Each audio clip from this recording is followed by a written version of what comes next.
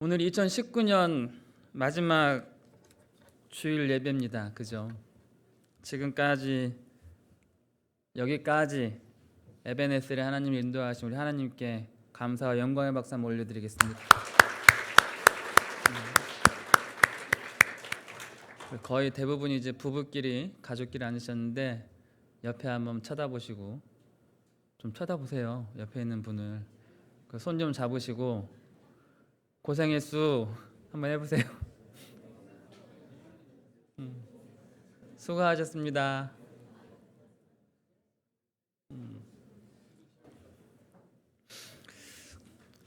시편에 감사라는 말이 총 75번 나옵니다. 감사라는 말이 총 75번 나오고 시편 136편에 감사라는 말이 26번 나옵니다. 그러니까 시편 136편이 감사에 대해서는 타의 추종을 불허하는 그런 감사시라고 감사기도라고 할 수 있습니다.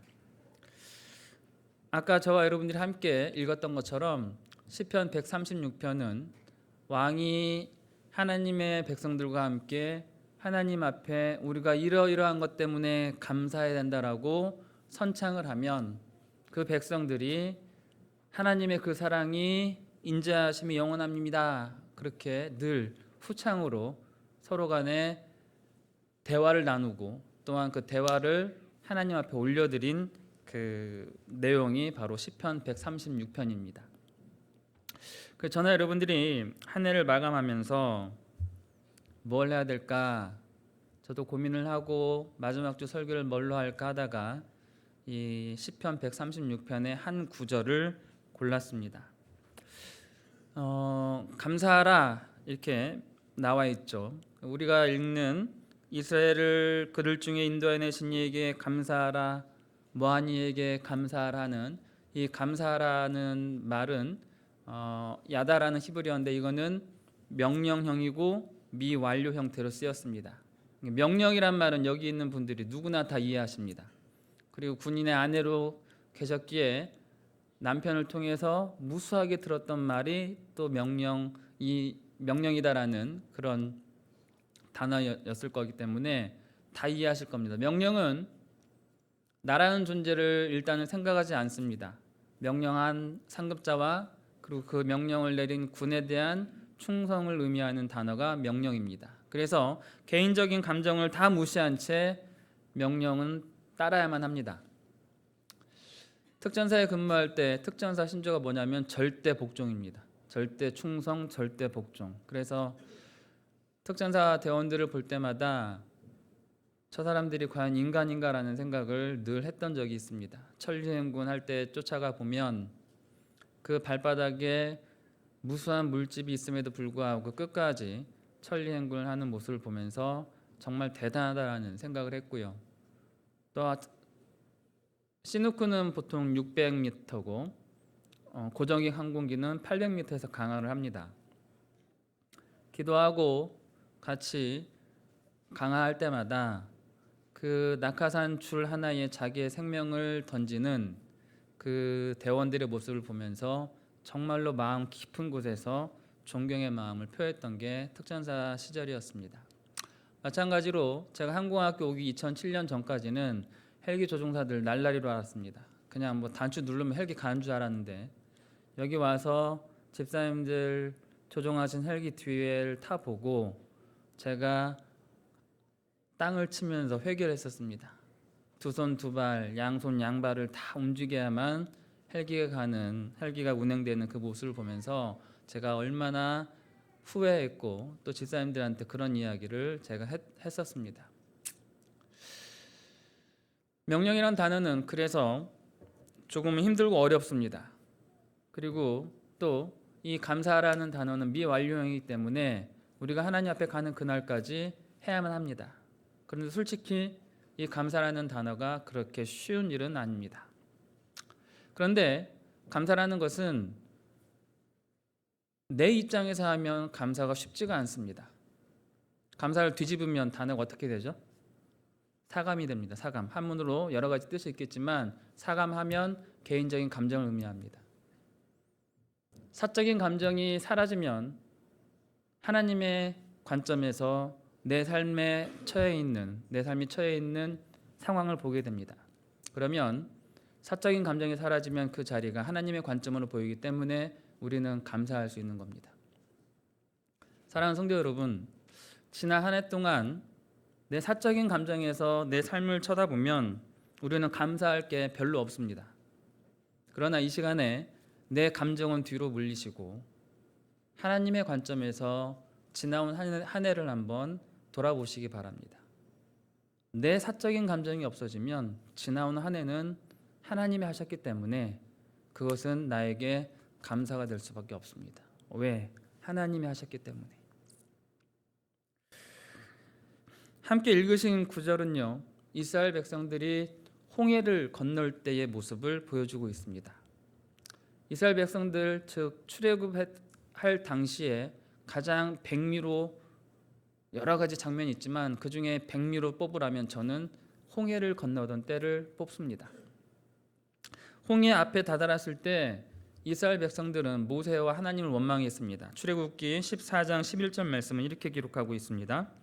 그들이 또 모세에게 이르되 애굽에 매장지가 없어서 당신이 우리를 이끌어내어 이 광야에서 죽게 하느냐? 어찌하여 당신이 우리를 애굽에서 이끌어내어 우리에게 이같이 하느냐? 원망합니다. 뒤에는 애굽의 군대가 쫓아오고 앞에는 홍해 바다가 가로막고 있어서 어디도 갈 수 없는, 이제는 바다에 빠져 죽든지 아니면 애굽 군대의 창칼 앞에 그들의 목숨을 내놓든지 둘 중 하나뿐이었습니다. 그런 이스라엘 백성들에게 모세는 이렇게 이야기합니다. 출애굽기 14장 13절로 14절 말씀입니다. 모세가 백성에게 이르되 너희는 두려워하지 말고 가만히 서서 여호와께서 오늘 너희를 위하여 행하시는 구원을 보라. 너희가 오늘 본 애굽 사람을 영원히 다시 보지 아니하리라. 여호와께서 너희를 위하여 싸우시리니 너희는 가만히 있을지라. 눈에 보이는 것에 집중된 이스라엘 백성들에게 이 말은 속된 말로 씨알이 먹히지 않았습니다. 왜? 뒤에는 애국 군대가 일으키는 먼지가 보이고 앞에는 출렁이는 홍해 바다가 보이기 때문에 하나님이 너를 위하여 싸우시는 것을 잠잠히 봐라라는, 가만히 있으라는 이 모세의 말은 통하지가 않았습니다. 하나님이 그래서 어떻게 하셨습니까? 출애굽기 14장 19절로 21절 말씀은 이렇게 기록합니다. 이스라엘 진 앞에 가던 하나님의 사자가 그들의 뒤로 옮겨가매 구름 기둥도 앞에서 그 뒤로 옮겨 애굽 진과 이스라엘 진 사이에 이르러 서니 저쪽에는 구름과 흑암이 있고 이쪽에는 밤이 밝음으로 밤새도록 저쪽이 이쪽에 가까이 못하였더라. 모세가 바다 위로 손을 내밀매 여호와께서 큰 동풍이 밤새도록 바닷물을 물러가게 하시니 물이 갈라져 바다가 마른 땅이 된지라. 애국 군대가 쫓아오고 홍해 바다가 앞에 있는 상황에서 하나님이 너희를 위하여 싸우시는 것을 너희는 잠잠히 지켜보라는 그 말에 씨알도 먹히지 않으니까 하나님께서는 구름 기둥을 이스라엘 진 뒤편으로 보내십니다. 그리고 애국 군대와 이스라엘 진 사이에 그 구름 기둥이 왔다 갔다 하면서 애국 군대 진영은 밤이 되고 이스라엘 진영은 환한 낮이 되는 놀라운 현상을 그들 앞에 보여주십니다. 그리고 성경 말씀을 자세히 보시면 모세가 지팡이를 손을 내미니까 밤새도록 동풍이 불어서 바다가 갈라졌다라고 기록하고 있습니다. 우리는 십계라는 영화나 그리고 이스라엘 애굽 왕자라는 영화에서 모세가 지팡이를 내밀었을 때 바다가 갈라진 것처럼 보이지만 성경 말씀은 분명히 뭐라고 이야기하고 있냐면 밤새도록 큰 동풍이 불었다라고 성경은 기록하고 있습니다. 큰 동풍이란 단어가 구약성경에 딱 2번 나옵니다. 처음은 출애굽기 14장 20절, 그리고 두 번째는 요나의 박넝쿨을 마르게 한 동풍, 딱 2번입니다. 이 동풍은 광야에서 불어오는 고운 건조한 바람입니다. 우리는 그냥 바다가 갈라졌으니까, 그리고 이스라엘 백성이 건넜다니까 그냥 그러려니 생각하지만 좀 더 깊이 한번 들어가 봅시다. 바다가 갈라질 정도의 바람이 불려면 얼마나 그 풍속이 빨라야 될까요? 혹시 생각해 본 적 있으십니까? 바다가 갈라질 정도면 웬만한 태풍, 큰 A급 태풍보다도 더 센 바람이 바다 위로 불어야 됩니다. 그리고 더 놀라운 것은 그 바람이 얼마나 세고 또 고온이었는지 바다가 갈라짐과 동시에 그 홍해 바닥이, 그 뻘이 마른 땅이 되었습니다. 그렇다면 이 바람은 사람이 상상할 수 없을 만큼의 뜨거운 바람입니다. 더 놀라운 건 이 뜨거운 바람 앞에 이스라엘 백성 중 그 누구도 화상을 입거나 타죽지는 않았습니다. 그리고 이렇게 무지막지한 속도의 바람 앞에 어린아이부터 늙은이에 이르기까지 단 한 사람도 날아가지 않았습니다.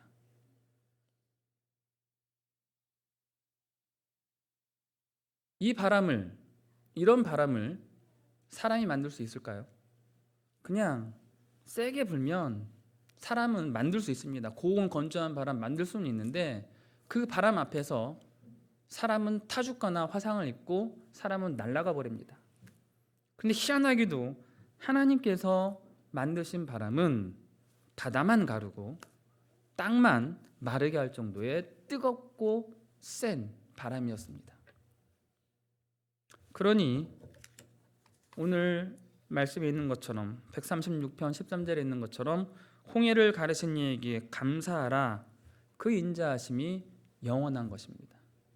그것만 가능한 일입니까? 가르신 일만 아닙니다. 14절 말씀을 보시면 이스라엘로 그 가운데로 통과하신 이에게 감사하라. 그 인자하심이 영원함이로다. 그렇게 이야기합니다. 2019년 한 해 동안 살아오시면서 수많은 바람이 저나 여러분들 스치고 지나갔습니다.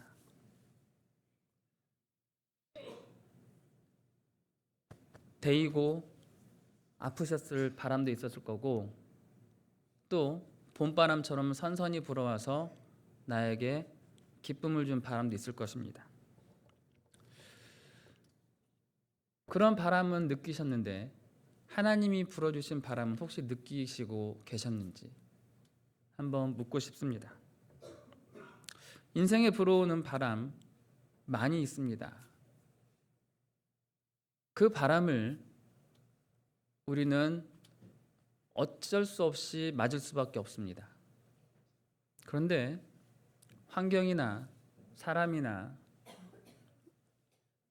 그런 존재들이 부르는 그 바람에 너무 민감하지 마시기를 부탁을 드립니다. 우리는 민감해야 될 바람은 바로 하나님께서 밤새도록 불어주신 동풍입니다. 이사야서 40장 31절 말씀 이렇게 기록하고 있습니다. 오직 여호와를 앙망하는 자는 새 힘을 얻으리니 독수리가 날개치며 올라감 같을 것이요 다른 박질하여도 곤비하지 아니하겠고 걸어가도 피곤하지 아니하리로다. 왜 하나님의 사람을 독수리에 비유했을까? 독수리 날개치듯. 독수리 날개치는 거 한번 보신 적 있으신가요? 저는 전국에 있을 때 독수리들이 철원이나 전국에 많이 옵니다. 그래서 그 동물의 시체를 밭에 풀어놓으면 하늘이 새까말 정도로 날개짓을 하면서 독수리들이 그 동물의 사체를 먹으려고, 내장을 먹으려고 몰려듭니다. 어느 날 이렇게 지나가다가 차를 세워놓고 독수리가 날아가는 걸 봤습니다. 독수리는요, 날아갈 때 날갯짓을 아주 우아하게 합니다. 쫙 치면, 날개질을 한번 쫙 치면 한 바퀴 삥 돌면서 적어도 10m 이상씩 올라갑니다. 그럴 때마다 한 번 날개짓 합니다. 날개짓 한 10번 하면은 까마득한 높이까지 올라갑니다. 참새가 날개짓 하는 거 보셨습니까? 참새는 오도방정을 합니다. 팍 치면, 그렇게 막 치면 높이 올라가야 되는데 고작 올라가는 게 어디냐면 나무와 나무 사이입니다. 참새는. 왜 그럴까요? 독수리의 날개는 크기도 하지만 그 큰 날개가 바람에 민감합니다. 그래서 기류를 탈 줄 압니다. 한번 쫙 치면서 바람이 어디로 부는지를 알기 때문에 그 바람 부는 쪽으로 날개짓 하면서 쫙 올라가면 날개짓 한 번에 하늘 높이 올라갑니다. 참새는 그 바람을 탈 줄 모릅니다. 그렇기 때문에 지가 할 수 있는 한도 내에서 파닥거립니다. 독수리가 참새처럼 파닥거린다고 생각을 해보세요. 지나가는 사람들이 그걸 보고 다 비웃습니다. 독수리 날개를 우리에게 주셨는데 그 날개를 가지고 참새처럼 파닥거리면 마찬가지로 하나님을 모르는 사람들이 저와 여러분들을 보고 비웃습니다. 야, 우리나 그렇게 파닥거리는 거고 니들은 하나님이 독수리 날개 주셨다는데 왜 이렇게 파닥거리냐, 좀 멋지게 좀 살아봐라라고 우리에게 그런 말을 합니다. 독수리는요, 바람에 민감합니다. 그 큰 날개를 가지고. 마찬가지로 한번 생각을 해보십시오. 밤새도록 동풍이 불었는데 이스라엘 백성들은 그 바람이 무슨 바람인지를 몰랐어요. 그런데 모세는 알았어요. 뜨거운 바람이 부는데 너무나도 세차게 부는데 사람들이 날아가지 않고 사람들이 타 죽지 않는 걸 밤에 봤습니다. 아, 이건 하나님이 무언가 하시는 거구나 라는 확신이 있었기 때문에 그가 이스라엘 백성들에게 할 수 있는 말이 그거예요. 경고망당하지 말고 하나님이 너희를 위하여 싸우시는 그 모습을 봐라, 가만히 있으라라고 담대하게 말할 수 있었던 겁니다. 어떤 바람에 민감하게 살아야 할지, 올 한 해에 저와 여러분을 스쳐 지나갔던 그 바람이 어떤 바람이었는지, 그 바람 중에 과연 하나님이 나에게 불어주신 바람이 어떤 바람이었는지 한번 올 한 해가 지나가기 전에 다시 한번 돌아보시길 바랍니다. 내가 사람이, 환경이 주는 바람에 민감했는지 아니면 하나님이 나에게 불어주신 바람에 민감했는지. 시 한 편 읽어드리겠습니다. 제목은 바람입니다. 얼굴로 부는 바람, 그 바람 얄미워라. 등 뒤에서 부는 바람, 그 바람 고마워라. 내 주님 얼굴로 바람 불어주시네. 불어주시며 말씀하시네. 앞에 있는 고난 보지 말고 주님 얼굴 보라시네. 그때 알고 나니 얼굴로 부는 바람, 그 바람 고마워라. 내 주님 내 등 뒤에서 바람 되어 날 도우시네. 불어주시며 말씀하시네. 뒤랑 걱정하지 말고 이 바람 힘입어 앞으로 가라시네. 그때 알고 나니 등 뒤에서 부는 바람 더욱 고마워라. 이 시의 지은이는 접니다. 제가 작년 6월 달에 마지막 주에 해고당하고 6월 25일 첫 비행기로 제주에 갔습니다. 그래서 제주 올레길 18코스 시작하는 조천에서 시작해서 7코스까지 한 100km를 걸었습니다. 서귀포에서 월평까지 7코스를 걷는 마지막 날이었습니다. 바람이 너무 세서 그 바람과 하루 종일 싸운 날이었습니다.